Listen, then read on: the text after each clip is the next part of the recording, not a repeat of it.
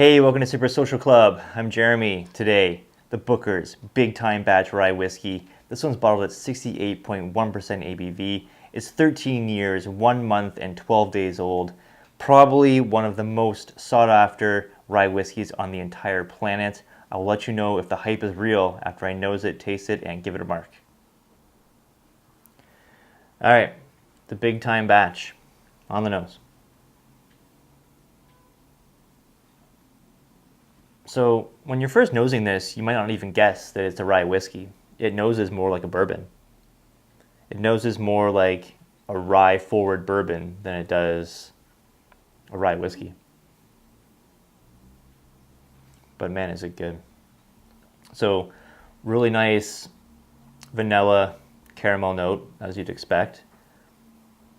You get this like really awesome like tobacco note. I remember one of my parents' friends used to smoke pipe tobacco, and I just loved secondhand smoking that when I was younger. It smells like this. So good.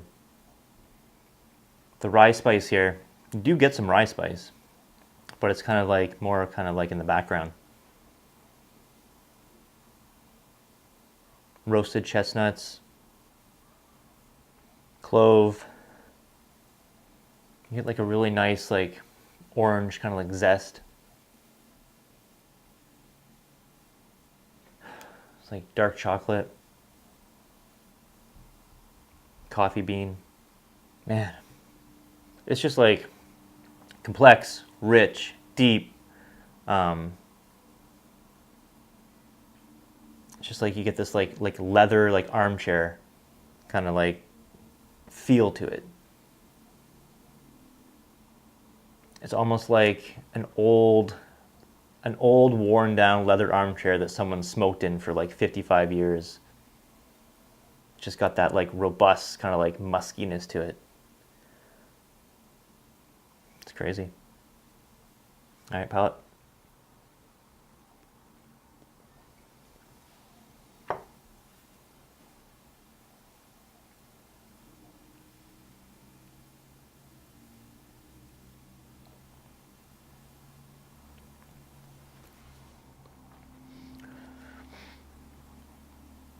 Almost just want to make you like step back for a second. So again, that rich caramel vanilla. I get pomegranate, which I absolutely love. I love getting pomegranate in whiskeys. It's like my favorite thing. So you get spice, you get like nutmeg, a little bit of that rye spice again, brown sugar, just like super, super nice brown sugar. And then you get all these like orange kind of flavors. You get orange peel, you get like orange zest, you get like orange like oil. The oak, a little more subtle. You don't pick up that much oak on it. Kind of like fits in super nicely with everything else. It's like a little bit of like sweetness on the tail end, which I can't really pinpoint. It's just like a nice little sweetness to it. Man. Finish, super, super long. And then like the spice hits you, and then the orange hits you, and then spice again, and then like cinnamon, and then spice again, and then, you know, caramel, and then like it just like back and forth, back and forth, back and forth, spice, then a fruit note, spice, then, you know, a sweet note, and then like 100 times a second, it's just like dancing on your tongue like that. It's crazy. To quote my friend Whiskey in the Six, this is bonkers.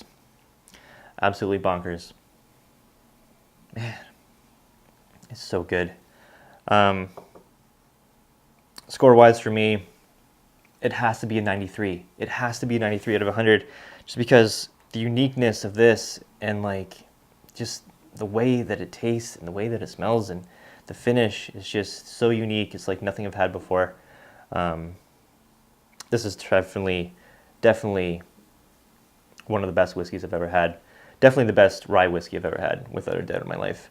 I would love to try the Van Winkle family rye and like a Willet of like equal age to compare.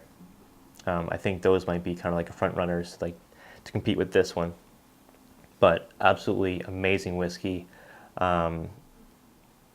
you know, Booker, it says around the front that he laid these down in his favorite spot in the warehouse.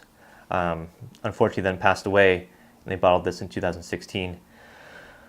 You know that Jim Beam and Booker's are working on another rye whiskey. They have to. After the success of this, they got to be coming up with the recipe for a rye whiskey. You know, they might even have laid it down already, and we'll see when they want to bottle it, if they do, you know, 6, 7, 8, 9, 10 years time from now. But I need more of this. Even if they put something out that's, you know, 75% of what this is, or even 50% of what this is, it's still going to be a great whiskey. Yeah, it's just that level of good. And unfortunately, there's only about, I think this was limited to about 9,000 or 10,000 bottles. This is bottle number 5,348.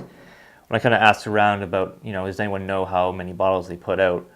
I think someone responded, said they've seen one in like the low 9,000s, and I haven't seen anything above that.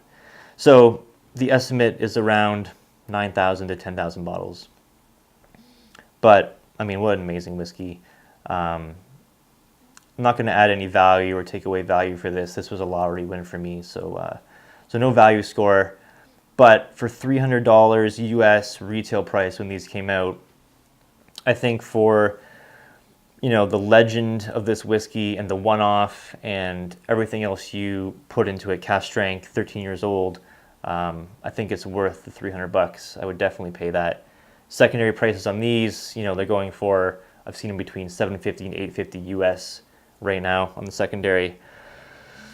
I mean, if you got the money and you want something that, you know, is never going to be replicated again, why not buy it? I mean, it is that good. You're not going to be disappointed with it whatsoever.